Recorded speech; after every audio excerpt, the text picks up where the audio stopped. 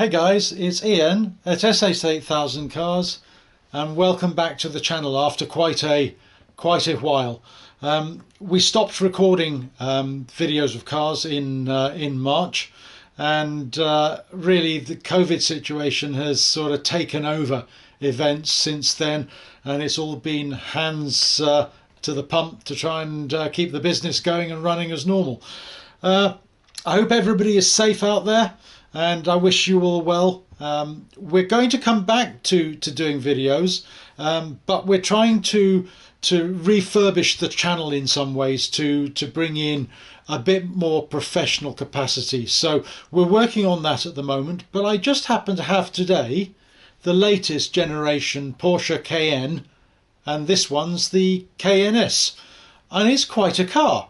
Now, not small. You know, we're over 2 tons here, although people say it's a heavy lump. I personally think at 2020 unladen kg, that's not bad, remembering that our Panamera is 2250 thereabouts, and that's not an SUV. So I think that's pretty good. The S runs the 435 brake horsepower engine with about 406, 408 pounds-foot of torque. So pretty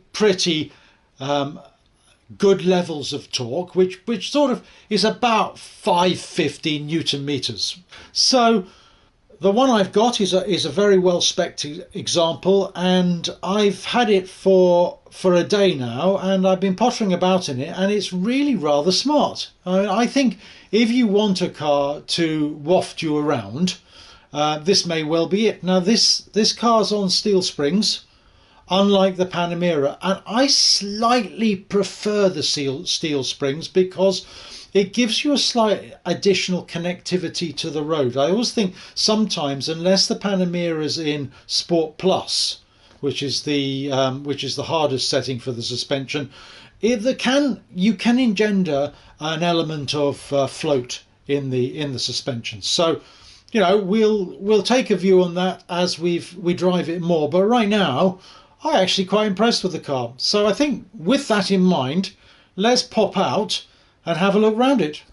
Okay guys, well, we're outside and we're going to have a look at the Cayenne S. Now, in some ways I think the styling is very similar to the previous generation. I think this is the 3rd generation of Cayenne, and you know, you'd be hard pressed really to notice at first glance the changes that they've made. However, there are some significant changes, and we'll go through those at the moment. This one is spec'd with the 21-inch alloys, which come with 285 section tyres at the front and 315s at the back. Incidentally, exactly the same as our Panamera.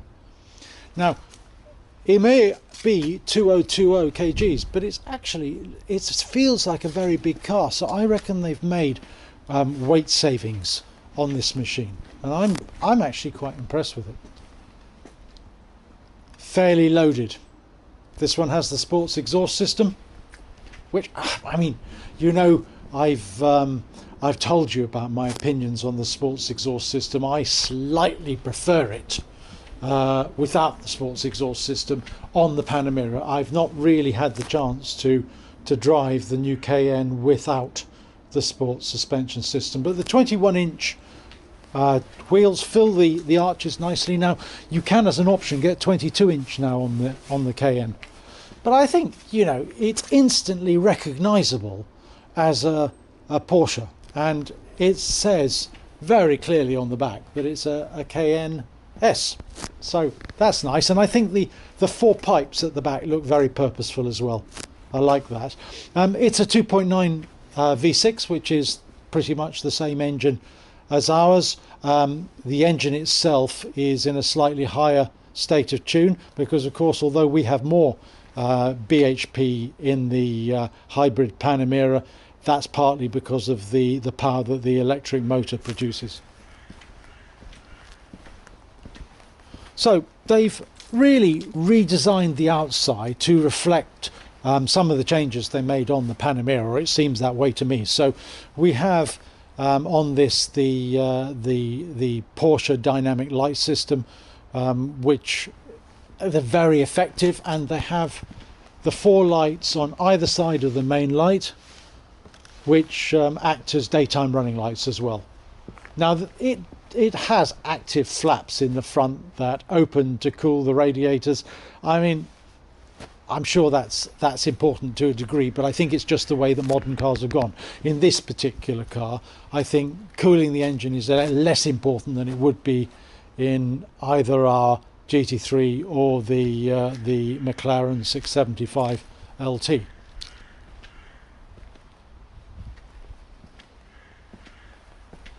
The car comes with Porsche Active Management Control, which effectively to you and me are adaptive dampers. Try to keep the car as flat as possible through the corners by stiffening up the dampers on the side where it's necessary. And it does make quite a difference. I mean, I've had a couple of interesting drives in the country, and it holds a road, I think, incredibly well. I mean, it's a big car and it's weighty, but it goes pretty much where you point it. I mean, the steering itself, it's an electrical system these days. I mean, in the GT3, it's absolutely fantastic. In this, the little bit of vagueness I felt off-centre, but, you know, again, that's really first impressions, and I'd have to live with the car for a little bit longer. I love the way they've redesigned the tail lights, and you have almost the standard side light tail lights across the entire width of the car. And what I do like is, one of the things that Panamera does irritate me is, you see how they've put the Porsche sign underneath a glass cover. I hope you can see that. This car is a little bit dirty, excuse me for that, but the roads are utterly filthy. The nice thing about putting the Porsche badge underneath the glass cover is that, of course, it doesn't get dirty. I am forever cleaning the Panamera's Porsche sign, because, of course, the Porsche there is proud of the paintwork, and there's nothing covering over it.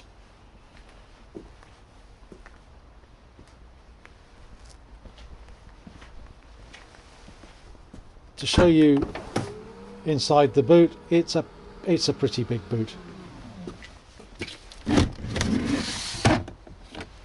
Take away the flap. If I just do that for a second, and you'd be able to go away with 4 of you for a week, I would say, reasonably comfortably, or with 2 of you and a dog probably for longer than that. It's a decent sized boot. And then a little bit of extra space. On these, I think you can specify the space saver, and this one, as you can see, doesn't have it. But there's extra luggage space underneath for tucking away those items that you don't want people to be able to look through the windows and see. Although with the flap in place, it's pretty difficult to see inside the boot from outside the car.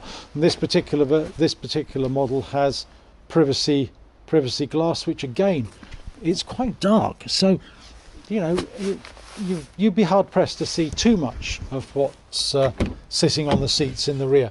Now, the big changes between the Cayenne that the previous generation Cayenne and this model is inside, and very much it reflects the changes made in the Panamera. So if you're familiar with the Panamera, you'll immediately be familiar with this car. I was able to sit in it immediately. This one has the 18-way adjustable sports seats, and they seem to be just a little bit more armchairish than the ones I have in the Panamera.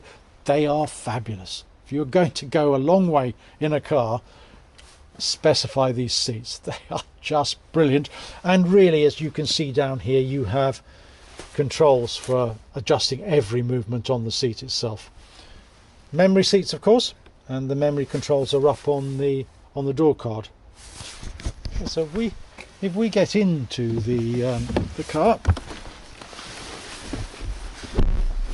you can see, if I hold the camera up there, that again it is very, very similar to the Panamera, and you can see dominated in the center of the dash by the central screen, which at the moment is set on nav, but could easily be set on this is the home screen, which covers your phone connections, the radio, the start stop. Actually, interestingly enough, I thought you had to go into car to find that.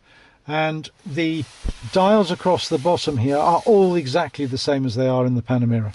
Slightly different way of managing the gear stick itself, but I mean, in essence, it's very similar. And then again, if I start it up,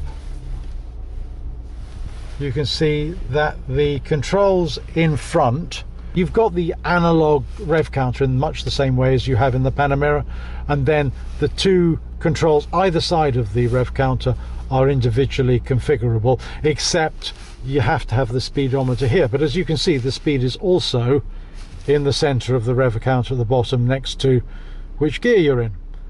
And then you've got some control over what you have on the dash on the right of the rev counter.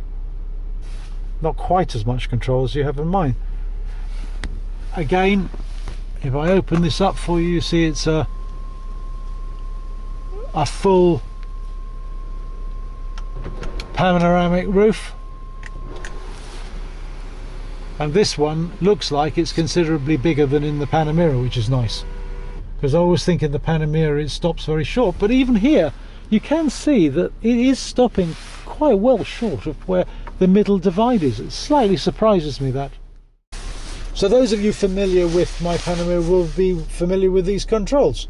This has the Sport Chrono pack, as you can see, is sort of denominated by the time in the middle of the upper dash, and also that gives you the controls down on the right hand side of the steering wheel, which is quite nice, because you can go here, you can go straight to Sport. Here the engine notes slightly deepen. Sport Plus, that's individual, which is for setting up your own driving style. So you might want it in Sport from the gearbox, and Comfort as far as the dampers are set. And again, down here you've got, obviously that's your climate control, and that's where I've got it set at this minute in time. The difference with this particular car and the Panamera, of course, is you have an off-road function. So this allows you to set up the suspension and drivetrain in the way that's going to be best for off-road. So as you can see, you've got on-road, which is where we are now, gravel, mud, sand and rocks. And I've again not been off-roading the car, but I have heard that this car is very capable off-road. And again, there's good ground clearance, so that's probably sort of adds to that. Overall, very, very impressive.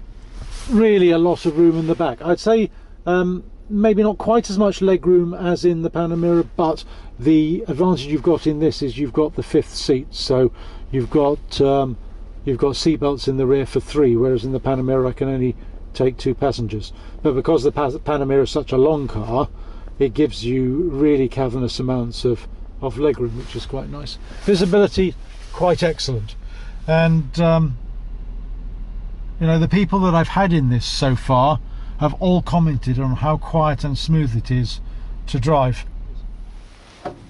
Not wildly exciting in here, I think perhaps even less exciting than in the Panamera, but everything's hidden below an engine cover, so you can't see a thing, but you can see it's a 2.9 V6 S. So S stands for healthy output as far as I'm concerned. I think 435 brake horsepower is good, more than you need in this, to be truthful. The only slight issue, and again it's true of my car as well, but in my car the hybrid wasn't available with the V8. I quite like the thrum that you get from a V8. It has a nice noise, the V8. This one also has the wheel arch extensions, although in truth they don't extend the wheel arches by that much. But I think when you're having 21-inch rims, I think it's quite nice, making the car look a bit wider. So I like the sports exhausts. I think they're lovely. I just like the way that they come out. One of the tendencies in modern manufacturers is to have a sort of a cover in place of exhausts at the back of the car, and then the exhausts are behind, which I expect is done deliberately, so that if you have a rear end collision, your exhausts don't get damaged. But I still think they look much nicer like that. Really, really super purposeful.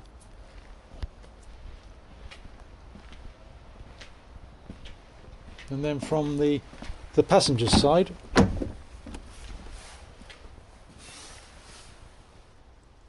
full panoramic roof, as I said. It's just a nice place. It's just a nice place to be. Really think it looks smart.